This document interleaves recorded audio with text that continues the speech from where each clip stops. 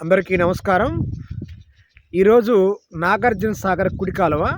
ఈ కుడి కాలువ పక్కన పచ్చని ప్రకృతి ఉంది. అలాగే ఈటి ఉంది.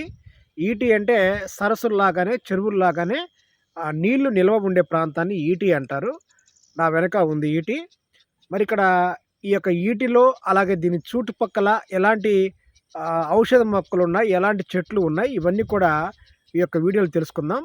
ప్రతిరోజు ప్రకృతిలో ప్రయాణంలో భాగంగా మీకు కొన్ని మొక్కల్ని అలాగే అక్కడ ఉన్న ప్రాంతాన్ని పరిచయం చేస్తాను. ప్రకృతి ప్రేమికులు ఎవరైనా ఉన్నట్లయితే, అలాగే ఔషధ మొక్కల గురించి తెలుసుకోవాలి, అడవుల్లో సమాచారం తెలుసుకోవాలనుకునే వాళ్ళైతే మన యొక్క ఛానల్ని ఫాలో అవ్వండి. ఈ యొక్క ఛానల్ అనేది మీకు చాలా బాగా ఉపయోగపడుతుంది. ఇప్పుడు ఈ ఈటి మీరు చూడండి, వెనకున్న దాన్ని ఈటి అంటారు. అది కనిపిస్తుంది చూడండి. ఈ ఈటీలు ఏంటంటే భూగర్భ జలాల్లో వాటికి ద్వారాలు ఉంటాయి. అక్కడ నుంచి సరస్సుల్లో, చెరువుల్లోకి వర్షాకాలంలో పైన పడే నీళ్ళే కాకుండా భూమిలో నుంచి కూడా నీళ్లు ఊరుతూ ఉంటాయి. అలా నిల్వ ఉంటాయన్నమాట.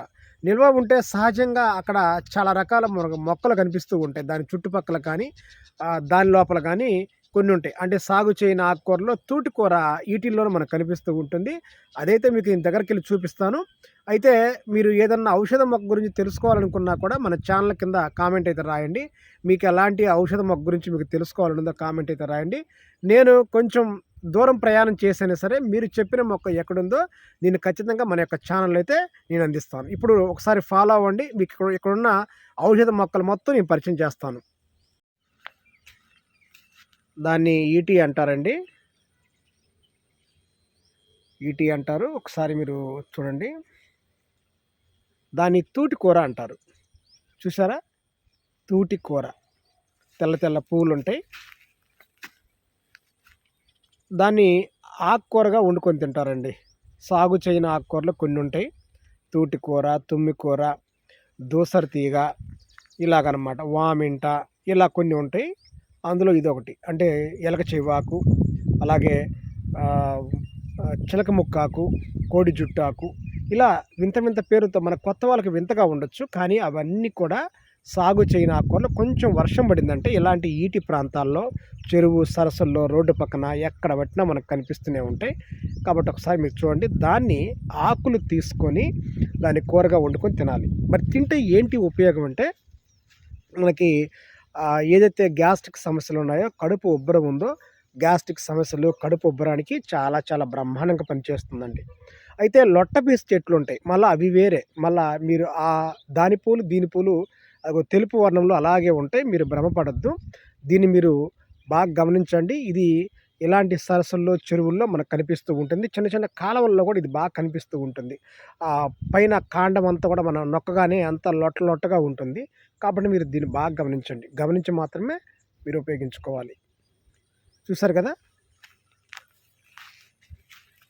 మనం వెళ్ళే క్రమంలో మీకన్నీ నేను చూపిస్తాను. ఇక్కడ మీరు దీన్ని బాగా గమనించండి. దీన్ని డవరడంగి అంటారు. డవరడంగి. దీనికి కూడా తెల్ల పూలు, రాఖీ పూలు మాదిరిగా ఉంటాయి. దీన్ని అడవి ద్రాక్ష అంటారు, బుడ్డకాయల చెట్టు అంటారు, రకరకాల పేర్లతో పిలుస్తుంటారు. చూడండి, ఇది గడ్డి చామంతి. బాగుంది, చాలా గడ్డి చామంతి అంటారు. దీన్ని మగబీర అంటారు, లేదంటే కుక్క తులసి అని కూడా అంటారు. ఇది మీ అందరికి తెలిసిన చెట్టే. దీన్ని ఢిల్లీ చెట్టు, లేదంటే జూలిపగిరి చెట్టు, సర్కార్ కంప అంటారు. రకరకాల పేర్లతో పిలుస్తూ ఉంటారు.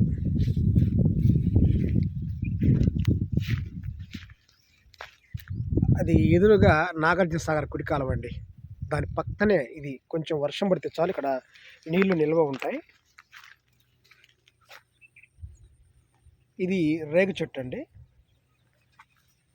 దయచేసి తెలియని వారి కోసమే ఇది. అది రేగు చెట్టు. ఇది నేపాలం చెట్టు అండి. నేపాలం తింటే భూపాలం వదులుతుంది అని కూడా మనకి ఉంది కదా, ఆ చెట్టు ఇది. ఇది సీతమ్మ వారి తలంబ్రాల చెట్టు, లేదంటే అత్తాకోడల చెట్టు, ముక్కుపుటక చెట్టు, ముచ్చటైన చెట్టు, అలాగే గాజుల పలక చెట్టు, ఇలా రకరకాల పేరుతో దీన్ని పిలుస్తూ ఉంటారు. ఆ చెట్టు. ఇది ఈత చెట్టు అండి. ఈత. ఇది తుమ్మ చెట్టు.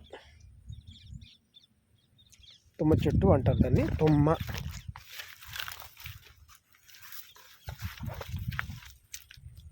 ఇదండి తుమ్మ చెట్టు.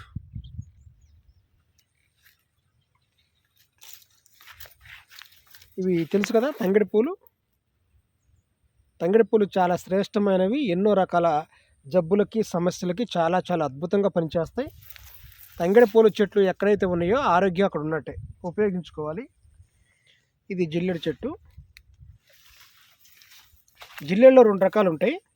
ఒకటి సాధారణ జిల్లేడు, తెల్ల జిల్లేడు. ఇది సాధారణ జిల్లేడు. సాధారణ జిల్లేడు పూలు ఈ మాదిరిగా ఉంటాయి. తర్వాత ఇది కుక్క పొగాకు, తలలో పేలకి మంచి ఔషధం ఇది. ఎన్నో రకాల జబ్బులు, లివర్ జబ్బులు, స్త్రీలకు సంబంధించి తెల్లబట్ట, ఎన్నో రకాల సమస్యలకి దీన్ని బాగా ఉపయోగించుకోవచ్చు. ఇంకా వీటి గురించి నేను మీకు వివరంగా చెప్తాను. తర్వాత వివరంగా చక్కగా ఒక్కొక్క చెట్టు ఎలాంటి ఉపయోగాలు ఉంటాయి అవి కూడా అవకాశాన్ని బట్టి మీకు అయితే చెప్తాను. ఇలాంటి వాటిని ఈటీలు అంటారు. ఈటి నీళ్ళ నిల్వ ఉండే ప్రాంతం, కొన్ని ప్రాంతాల్లో ఈటీలు అంటారు.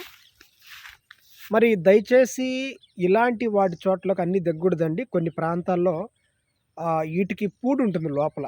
పూడు అంటే మనిషి దిగాడంటే పైకి రాలేడు, అలాగే దిగిపోతాడు భూమిలోకి. పూడు అంటే భూమి కింద కొన్నిటి గట్టిగా ఉంటుంది, కొన్నిటికి పూడు ఉంటుంది. జాగ్రత్తగా దయచేసి ఇలాంటి వాటిలోకి రాకూడదు. ఒక్కోసారి ఏంటంటే కాలు జారుతుంది, జారినప్పుడు లోతు కూడా ఉంటుందన్నమాట. అన్నీ లోతు తక్కువ ఉంటాయనుకోవటం భ్రమ. కొన్ని లోతు చాలా ఎక్కువగా ఉంటాయి. అలాంటి వాటిలో దిగినప్పుడు ప్రాణాపాయం కలుగుతుంది. పూడు ఉండొచ్చు, లోతు ఉండొచ్చు. మనకు తెలిసిందైతేనే అది, మనకు తెలిసిన సరస్సు, మనం ఎప్పుడు దిగేదైతేనే మనం దాన్ని ఉపయోగించుకోవాలి. అంటే నీళ్ళకి కానీ దేనికైనా మనం ఉపయోగించుకోవాలి. తెలిసిందైతేనే, తెలియని దాంట్లో దిగకూడదు, ప్రాణాలు పోయే అవకాశం ఉంది. చూడండి గవ్వలు. మన ప్రకృతి చాలా గొప్పదండి. ఎన్నో రకాలు జీవరాశులు ఉంటాయి. గవ్వ మీకు తెలిసే ఉంటుంది. చాలా పెద్దగా ఉంది గవ్వ. ఇది గడ్డిపూల చెట్టు అండి. దీన్ని కూడా పైపోతగా వాడుకుంటారు. ఎన్నో రకాల సమస్యల్ని ఇదైతే తగ్గిస్తుంది.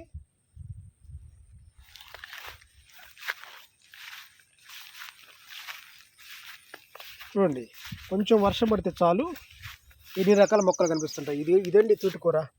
అంటే అక్కడ మీకు నీళ్ళల్లో కనిపిస్తుంది కదా, అదే ఇది తూటుకూర. దీన్ని మనం నొక్కామంటే అంత లొట్టగా ఉంటుంది, లోపల ఏమి ఉండదు. అదే మీకు గుర్తు. దీన్ని ఆకుకూరగా వండుకొని తినేది.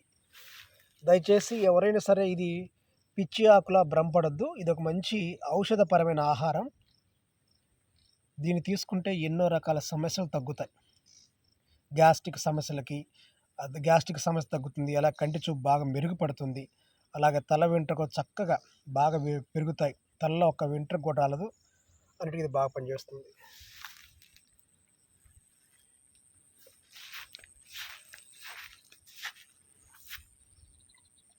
ఇదంతా బురద.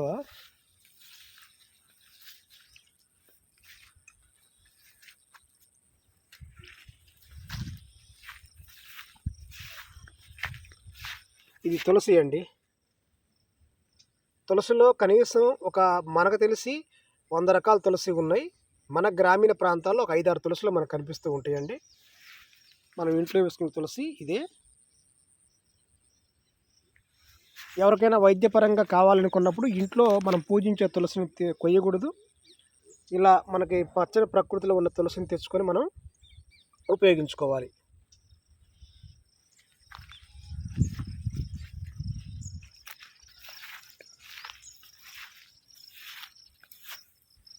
ఇది ఒక అద్భుతం అండి, తెల్ల తుమ్మ చెట్టు. తుమ్మాకు మీరు గుర్తుపట్టారు కదా, ఇది తుమ్మాకు. నల్ల తుమ్మ, తెల్ల తుమ్మ 2 ఉంటాయి. అదిగో మనం ఈ తెలుపు వర్ణాన్ని బట్టి కాడలోనే తెలుపుగా ఉంది. ఇది తెల్ల తుమ్మ. మరి తెల్ల తుమ్మ అనేది చాలా అరుదుగా మనకు కనిపిస్తూ ఉంటుంది. నల్ల తుమ్మ ఎక్కడ పెట్టినా మనకు కనిపిస్తూనే ఉంటుంది. ఈ అరుదుగా ఉన్న వీటినే మనం సంరక్షణ చేసుకోవాలి. మరి దీని యొక్క ఉపయోగాలు చాలా ఉన్నాయండి. సుమారుగా ఒక 1000 జబ్బులకి మందు ఈ తెల్లతొమ్మ. ఇది ఎక్కువగా అడవి ప్రాంతాల్లో ఉంటుంది. నీరు ఉన్న ప్రాంతాల్లో ఉంటుంది. పక్షులు ఎక్కువగా దీన్ని ఆవాసం చేసుకుంటూ ఉంటాయి. అంటే దీనిపైన ఎక్కువ గూళ్ళు ఏర్పరచుకుంటూ ఉంటాయి. పొలాల్లో ఈ చెట్లు ఉంటే చాలా మంచిదండి. ఈ చెట్టు ఎక్కడైతే పొలంలో ఉంటుందో ఆడ పొలం పంట బాగా పండుతుందని చెప్పి బాగా విశ్వాసం. కాబట్టి నల్లతొమ్మ గానీ, తెల్లతొమ్మ గానీ పొలాల్లో ఖచ్చితంగా ఉంటుందన్నమాట. అవి ఉంటే పంట బాగా పండుతుంది. ఎందువల్లంటే దీనిపైన ఎక్కువగా పక్షులు గూళ్ళు ఏర్పరచుకొని ఇవి ఏం చేస్తుంటాయంటే పక్షులు చక్కగా ఆ పంట పైన ఉండే చీడపీడలు తింటూ ఉంటాయి. చీడపీడలు తింటే మరి పంట బాగా పండినట్టే కదా! కాబట్టి దీన్ని ఎక్కువగా పూర్వకాలంలో ఈ చెట్టు ఈ విత్తనాలు తెచ్చుకొని నాటుకునేవాళ్ళు. కొన్ని సహజ సిద్ధంగానే పంటలో ఇవి మొలిచేవి. పక్షులే అక్కడ పురుగుల కోసం ఈ విత్తనాలు వేసేవి. ఇవి చెట్లు మొలిసేవి. తర్వాత వీటిపైన ఆవాసం ఏర్పాటు చేసుకునేవాళ్ళు. చూడండి. అక్కడ చూడండి చెట్టుకు చెదలబట్టింది పుట్టమట్టి. చెట్టు పైన పుట్టమట్టి. చూసారా? ప్రకృతి ఎంతో వింతండి. ఎన్నో వింతలుంటాయి. మనం నిశితంగా పరిశీలించాలి. ప్రకృతిలో ప్రయాణం చేయాలి కానీ మనకి ఎప్పుడు ఏదో ఒక వింత కనిపిస్తూనే ఉంటుంది. చూసారా? అలాగే ఈ చెట్టు గురించి ఉపయోగాలు ఇంకా ఉన్నాయి. అవైతే నేను తర్వాత మీకు చెప్తాను. తర్వాత వీడియోలో మీకు చెట్టు యొక్క ఉపయోగాలు మీకు ఇవన్నీ కూడా చెప్తాను. చూసారు కదా, మనం కొంచెం ప్రయాణం చేయగానే ఎన్ని రకాల ఔషధ మొక్కలు మనకు కనిపించాయో. ఇంకా మనం ఈ ప్రకృతిలో ప్రయాణం చేసినట్లయితే ఎన్నో రకాల ఔషధ మొక్కలు అయితే ఉంటాయి. వాటన్నిటి గురించి కూడా మీకైతే నేను చెప్తాను.